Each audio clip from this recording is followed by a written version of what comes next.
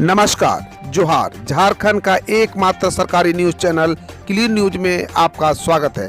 समस्या किसान से जुड़ा हो या हो पारा शिक्षकों का मुद्दा, हर खबर पर होगी हमारी पैनी नज़र। सभी खबर सिलेक्टेड और काम की है, तो वीडियो के अंत तक बने रहें। साथ ही आप न्यूज को किस गांव या शहर से देख रहे हैं, हमें कमेंट में ज़रूर बताइए। आज का लाइक हम 100 रखते हैं, उम्मीद है कि आप इसे पूरा करेंगे। और रोजाना पंचायत चुनाव का अपडेट पाने के लिए चैनल को सब्सक्राइब कर बेल आइकन को प्रेस करें। तो चलिए जानते हैं आज का मुख्य समाचार। झारखंड के चक्रधरपुर में कोविड-19 वैक्सीन लगाने वाले को मुफ्त में मिल रहा है 1 लीटर पेट्रोल।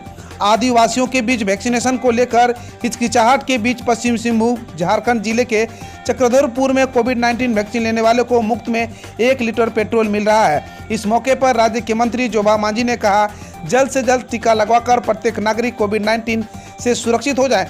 इन्हें टीकाकरण को लेकर फैले अफवाहों पर ध्यान नहीं देना चाहिए। 10वीं एवं 12वीं के परीक्षाओं का परिणाम को खाका तैयार, जानिए किस बोर्ड का कैसे तैयार हो रहा है रिजल्ट। केंद्रीय माध्यमिक शिक्षा board, council for the Indian school certificate examination व झारखंड अधिविद्य परिषद बोर्ड ने अपने अपने छात्रों के मूल्यांकन का तरीका ढूंढ निकाला है। इस संबंध में संबंधित बोर्डों ने अपने अपने स्कूलों को निर्देश जारी कर दिए हैं। स्कूलों ने इस तरह से अंक बनाकर बोर्डों को भेजने का कार्य प्रारंभ कर दिया है। सभी बोर्डों का फार्मूला लगभग तैयार हो गया है। यह फार्मूला सरकार के स्तर से जारी होने के CBSE और CISC के फार्मूला सुप्रीम कोर्ट को सौंपना है। खासकर 12वीं के परीक्षा परिणाम को सुप्रीम कोर्ट ने फार्मूला बताने को कहा है, क्योंकि 12वीं के परीक्षा के परिणाम से छात्रों के आगे का भविष्य जुड़ा हुआ है। जैक की 10वीं और 12वीं की परीक्षा रद्द, 9वीं और 11वीं की परीक्षा में प्राप्त अंकों के आधार पर जारी होगा रिजल्ट। झारखंड एकेडमिक काउंसिल की 10वीं एवं 12वीं की परीक्षा रद्द करने का आदेश जारी हो गया है। मुख्यमंत्री हेमंत सोरेन की इस पर स्वीकृति मिलने के बाद माध्यमिक शिक्षा निदेशक हर्ष मंगला ने बुधवार को इस संबंध में आदेश जारी किया है। इसमें कहा गया है कि कोरोना संक्रमण के कारण विगत शैक्षणिक सत्र से विद्यालयों का भौतिक संचालन नहीं हो रहा है। वर्तमान में परीक्षाएं आयोजित करने की स्थिति नहीं है। ऐसे में 10वीं और 12वीं की परीक्षा को रद्द कर दिया गया है। जारी आदेश में यह भी कहा गया है कि इन कक्षाओं के विद्यार्थियों को रिजल्ट तथा अगली कक्षा में प्रोन्नति को लेकर अलग से दिशा निर्देश जारी किया जाएगा।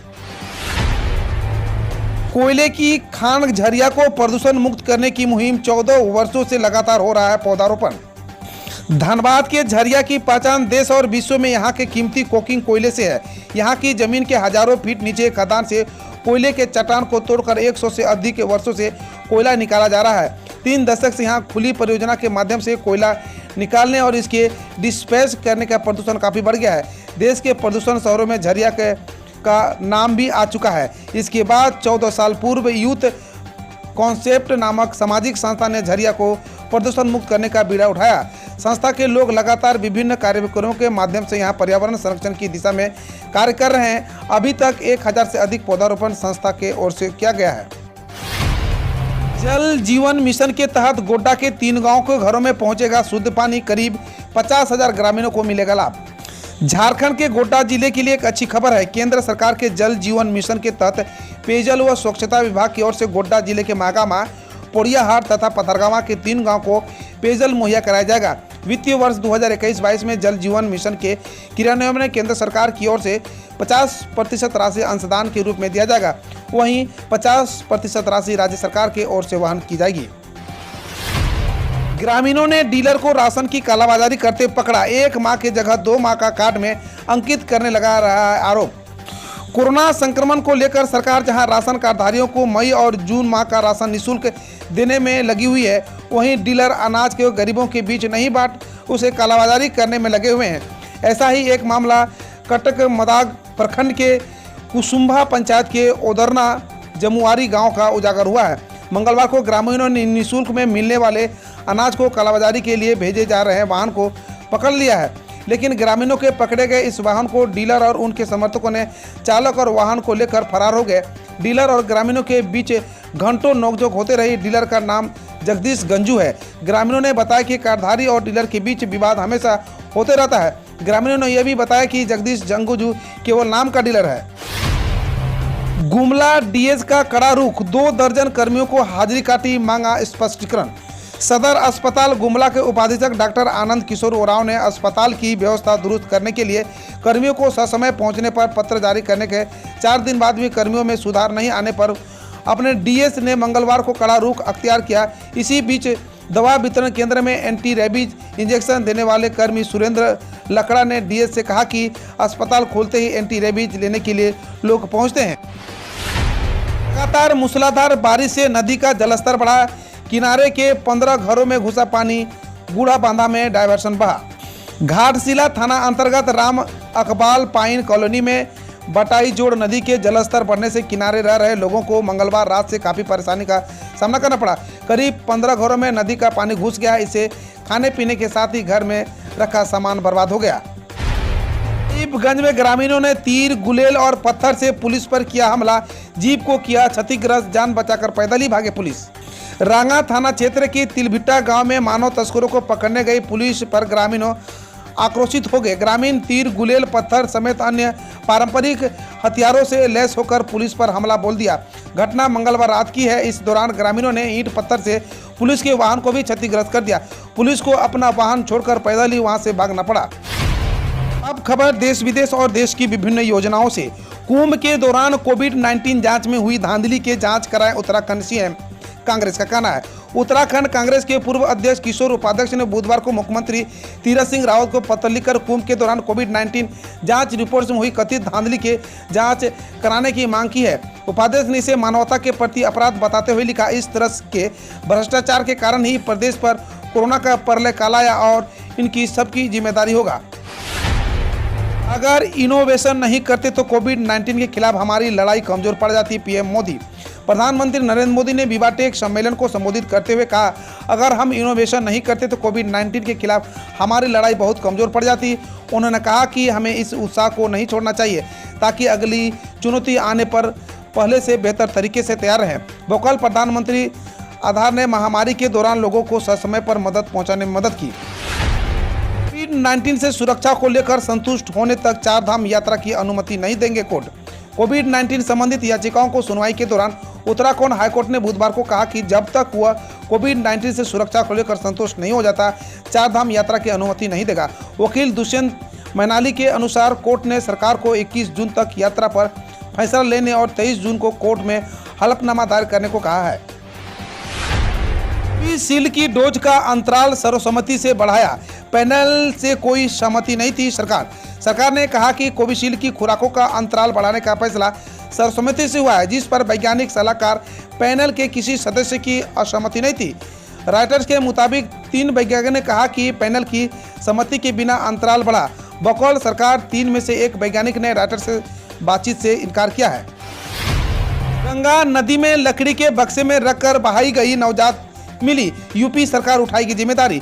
गाजीपुर में एक नाविक को गंगा नदी में लकड़ी के बक्से में रखकर बहाई गई 21 दिन की नवजात गंगा मिली है। मुख्यमंत्री योगी आदित्यनाथ ने कहा कि गंगा के पालन पोषण की जिम्मेदारी प्रदेश सरकार उठाएगी। वहीं नवजात को बचाने वाले नाविक को सरकार आवास समेत अन्य सरकारी सहायता उपलब्ध कराने का निर्देश दिया गया है। आंध्र प्रदेश में पुलिस के साथ मुठभेड़ में 6 नक्सली ढेर AK-47 और राइफल बरामद। विशाखापट्टनम में बुधवार को सुबह प्रतिबंधित संगठन CPI के 6 नक्सली पुलिस के विशेष ग्रेहाउंड्स कमांडो के साथ मुठभेड़ में मारे गए। यह मुठभेड़ ग्रेहाउंड्स द्वारा चलाए जा रहे तलाशी अभियान के दौरान हुई। विशाखापट्टनम जिला पुलिस के अनुसार मौके से AK-47, एक SLR, एक कार्बाइन, 303 राइफल्स व एक देसी कट्टा बरामद हुआ। दुनिया के लिए सबसे बड़ा खतरा है आतंकवाद व कट्टरपंथ, आसियान समिट में राजनाथ सिंह बोले। भारतीय रक्षा मंत्री राजनाथ सिंह ने बुधवार को वीडियो कॉन्फ्रेंसिंग के जरिए आसियान समिट में हिस्सा लिया। उन्होंने समिट में कहा कि आतंकवाद और कट्टरपंथ विश्व शांति और सुरक्षा के लिए सबसे बड़ा खतरा है। उन्होंने आगे कहा कि वित्तीय कार्रवाई कार्य बल के सदस्य के रूप में भारत आतंकवाद के वित्तीय पोषण मुकाबला करने के लिए प्रतिबद्ध है। आनंद में हुए सड़क हादसे पर पीएम मोदी ने जताया शोक। 2-2 लाख के मुआवजे की घोषणा। प्रधानमंत्री नरेंद्र मोदी ने गुजरात के आनंद में हाईवे पर ट्रक और कार की टक्कर में एक ही परिवार के 10 लोगों की मौत हो गया, शोक जताया। उन्होंने कहा कि उन लोगों को प्रति संवेदना है, उन्होंने अपने परिजनों को खो दिया है। साथ ही उन्होंने मृतकों के परिजनों के लिए PMNRF से 2-2 लाख के मुआवजे की घोषणा की है। चुनाव प्रचार में विवादित डायलॉग बोलने को लेकर मिथुन से कोलकाता पुलिस ने पूछताछ की। पश्चिम बंगाल चुनाव के लिए प्रचार में भाषण के दौरान यहाँ मारूंगा स्मशान में गिरोगे जैसे विवादित डायलॉग के इस्तेमाल के लिए दर्ज केस को लेकर कोलकाता पुलिस ने बुधवार को अभिनेता और बीजेपी नेता मिथुन चक्रवर्ती से पूछताछ की। बकौल शिकायतकर्ता इन डायलॉग के चलते चुनाव के बाद हिंसा भड़की। चक्रवर्ती ने एफआईआर को हाई कोर्ट में चुनौती दी थी। कोविड-19 की तीसरी लहर से लड़ाई के लिए दिल्ली तैयार होंगे 5000 हेल्थ असिस्टेंट। दिल्ली के मुख्यमंत्री अरविंद केजरीवाल ने कहा कि कोविड-19 की संभावित तीसरी लहर से निपटने के लिए 5000 हेल्थ असिस्टेंट तैयार किए जाएंगे। मुख्यमंत्री ने कहा कि इन लोगों को दिल्ली के 9 बड़े अस्पताल में 2 हफ्ते की बेसिक ट्रेनिंग दी जाएगी। 12वीं पास 18 वर्ष से अधिक के लोग इसके लिए 17 जून से आवेदन कर सकते हैं। ट्रक और कार की टक्कर में गुजरात के एक ही परिवार के 10 लोगों की मौत। गुजरात के आनंद में हाईवे पर ट्रक और कार की टक्कर में एक ही परिवार के 10 लोगों की मौत हो गई। कार में सवार थे। पुलिस के अनुसार मौके पर मिले शवों को तारापुर रेफरल अस्पताल भेज दिया गया है। मुख्यमंत्री विजय रूपाणी ने हादसे पर शोक व्यक्त करते हुए पीड़ित परिवार को पर्याप्त सहायता का आश्वासन दिया। कोविड-19 संबंधित 6 लाख मौतों वाला पहला देश बना अमेरिका। जॉन हॉकिंस यूनिवर्सिटी के टेलर के मुताबिक अमेरिका कोविड-19 के कारण 6 लाख मौतें दर्ज करने वाला पहला देश बन गया है। राज्यों में कैलिफोर्निया 63,191 मौत के साथ सबसे आगे है, जिसके बाद 53,558 मौतों के साथ न्यूयॉर्क का नंबर आता है। दुनिया के कुल कोविड-19 मामलों में 20% व कुल मौतों के 15% अमेरिका में है। राजस्थान सरकार ने कोविड-19 प्रतिबंधों में दी ढील। 50% क्षमता के साथ खुलेंगे रेस्टोरेंट। राजस्थान सरकार ने बुधवार को कोविड-19 प्रतिबंधों को ढील की घोषणा की है। इसके साथ रेस्टोरेंट में 50% क्षमता के साथ सोमवार शनिवार तक सुबह 9 से शाम 4 बजे तक लोगों को बैठाकर खिला सकते हैं। 10 से अधिक इसका कर्मियों वाले सरकारी निजी कार्यालय 50% क्षमता से खुलेंगे और मॉल सोमवार शनिवार तक सुबह 6 से शाम 4 बजे तक खुले रहेंगे। आंध्र प्रदेश के सभी डिग्री कॉलेजों में अंग्रेजी माध्यम से किया गया अनिवार्य। आंध्र प्रदेश सरकार ने राज्य के सभी सरकारी निजी सहायक प्राप्त और गैर सहायता प्राप्त डिग्री कॉलेजों को शैक्षणिक वर्ष 2021-22 में अंग्रेजी माध्यम को अनिवार्य कर दिया है। शिक्षा मंत्री ए सुरेश ने कहा कि राज्य के उच्च शिक्षा विभाग को लगता है कि स्नातक स्तर पर अंग्रेजी माध्यम की शिक्षा शुरू करने से विद्यार्थियों को करियर की संभावनाएं बढ़ेगी। पंजाब में कल से कोविड-19 प्रतिबंधों में ढील। 50% क्षमता के साथ खुलेंगे सिनेमा और जिम।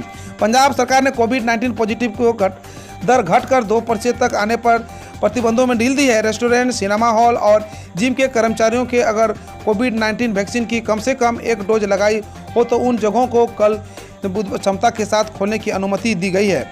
शादियां और दाह संस्कार के अधिकतम 50% लोग शामिल हो सकते हैं। खबर खेल जगत से। विश्व टेस्ट चैंपियनशिप के फाइनल के लिए भारतीय टीम की हुई घोषणा। बीसीसीआई ने न्यूजीलैंड के खिलाफ विश्व टेस्ट चैंपियनशिप के फाइनल के लिए मंगलवार को 15 सदस्यीय भारतीय टीम की घोषणा कर दी गई है।